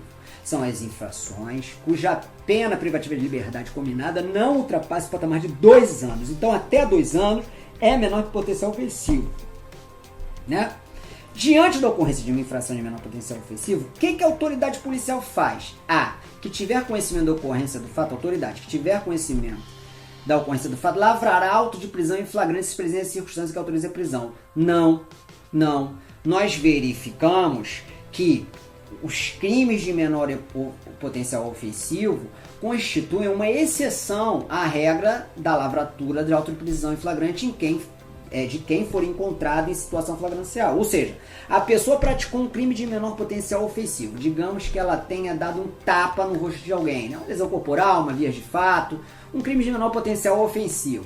Foi levado para foi capturado em flagrante, dominado e levado para a delegacia. Chegou na delegacia, o que a autoridade faz? A autoridade lavra o termo circunstanciado e o acusado assina o termo de compromisso, de comparecimento de juízo. Se o acusado não, né, o preso, no caso, não é acusado, vai ser lá em juízo, o preso não detido, digamos, melhor ainda, o suposto autor do fato, porque é crime de menor potencial ofensivo, ele não assinar, ele se recusar a assumir o compromisso de comparecimento de juízo, aí sim a autoridade policial lavra o auto de prisão em flagrante. Nós vimos isso em aula, então vamos lá. Aqui a E tá errada, porque se é de menor potencial ofensivo, a regra é a lavratura de termo circunstanciado e liberação do preso. Volta para a natureza. Tá? B. A autoridade que tomar conhecimento da ocorrência do fato instaurará um inquérito policial por portaria. Não, porque a Lei 9.099 estabelece lá claramente, né? Chegando ao conhecimento da autoridade policial, ela lavra o termo circunstanciado, o preso assume o compromisso e libera ele. A autoridade policial representará pela prisão preventiva? Não. Em regra, nem cabe por um requisito objetivo muito simples, que a prisão preventiva só cabe, em regra, nos crimes que a pena combinada for superior a 4 anos. Não é o caso. A autoridade que tiver conhecimento do fato lavrará o termo circunstanciado e encaminhará o autor do fato imediatamente ao juizado especial quando possível. Foi aquilo que a gente falou.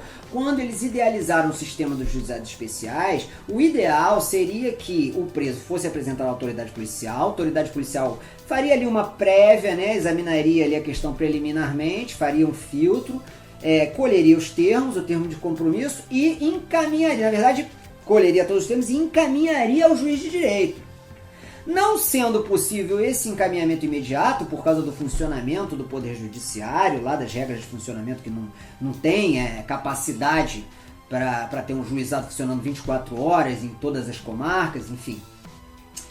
A regra é que o preso não seja encaminhado imediatamente ao juiz de direito, assine o termo de compromisso de comparecimento quando for chamado e seja liberado. Não quero assinar. Aí sim a autoridade lavra o auto de prisão. Agora, só para lembrar, olha aqui, a letra E, a autoridade policial representará pela prisão temporária. Não tem nada a ver, nem cabe. Prisão temporária nós vamos ver que são crimes específicos que cabe. Então, a resposta certa da questão 18 é letra D. A autoridade que tiver conhecimento do fato, e se tratando de ocorrência de menor potencial ofensivo, lavrará o termo circunstanciado e encaminhará o autor do fato imediatamente ao juizado especial criminal quando possível. Quando não for possível, ele assina o termo de compromisso e é liberado. Quando ele não assinar o termo de compromisso, aí sim a autoridade policial lavra o auto de prisão em flagrante. A exceção da exceção são os crimes de menor potencial ofensivo quando praticados em situação de violência doméstica e familiar contra a mulher. Porque nessa hipótese, o artigo 41 da Lei 11.340 exclui